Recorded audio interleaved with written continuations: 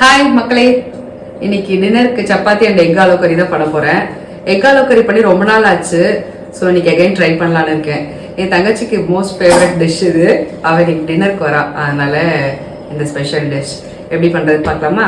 Welcome to my kitchen. நான் சப்பாத்தி மாவு நல்லா தண்ணி ஊற்றி சாஃப்டாக பிசைஞ்சிட்டு லேசாக எண்ணெய் தடவி மூடி வச்சிடுறேன். அதுக்கப்புறம் நம்ம எக் ஆலு கறி ப்ரிப்பேர் பண்ணுறதுக்காக உருளைக்கிழங்கு ஃபர்ஸ்ட் விசில் விட்டுக்கிறேன். 4 முட்டையை பாயில் பண்ணிக்கிறேன். லேசாக உப்பு ஆட் பண்ணி எக் பாயில் ஆகி ரெடியான உடனே நம்ம அதுக்கு ஒரு மேரினேஷன் போட்டு வச்சிடலாம். ஒரு 20 மினிட்ஸ்க்கு ஒரு மிக்ஸ் ரெடி பண்ணி அதில் ஊற வச்சிடலாம். அதுக்காக 2 ஸ்பூன் கார்ன்ஃப்ளவர் மாவு, 1 ஸ்பூன் மிளகாய்த்தூள், 1 ஸ்பூன் கரம் மசாலா, கொஞ்சமாக மஞ்சத்தூள், உப்பு எல்லாம் சேர்த்து ஒரு மிக்ஸ் ரெடி பண்ணி அதை முட்டையில் அப்ளை பண்ணி ஒரு 20 மினிட்ஸ்க்கு சைடில் வச்சுக்கலாம். அதுக்கிடையில நம்ம ஆனியன், டொமேட்டோ எல்லாம் கட் பண்ணிக்கலாம். நான் இஞ்சி பூண்டு, ஒரு கொஞ்சமாக தேங்காய், ஒரு 4 சில தேங்காய், 3 பச்சை மிளகாய், கொஞ்சம் கொத்தமல்லி, இது எல்லாத்தையும் எடுத்து வச்சிருக்கேன்.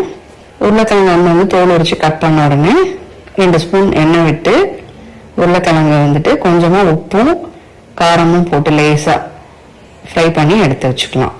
அதே பேனில் இன்னும் கொஞ்சம் ஆயில் ஆட் பண்ணி நம்ம மேரினேட் பண்ணி வச்சுருந்தோம் இல்லையா எக்கு, அதை போட்டு லேசாக இப்படி பரட்டி எடுத்து வச்சுக்கலாம்.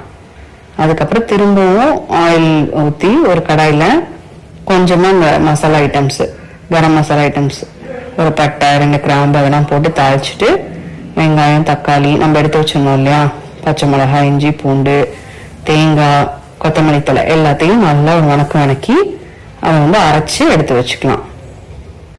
நம்ம அரைச்சி வச்சிருக்க விழுது, அப்புறம் ரெடி பண்ணி வச்சிருக்க உருளைக்கிழங்கு ஃப்ரை, முட்டை ஃப்ரை எல்லாத்தையும் ஒன்றா ஊற்றி ஒரு 5 நிமிஷம் நல்லா கொதிக்க விட்டு கொஞ்சமாக கொத்தமல்லி தூவி இறக்கிட்டா நம்மளோட சூப்பரான எக் ஆலு கிரேவி ரெடி.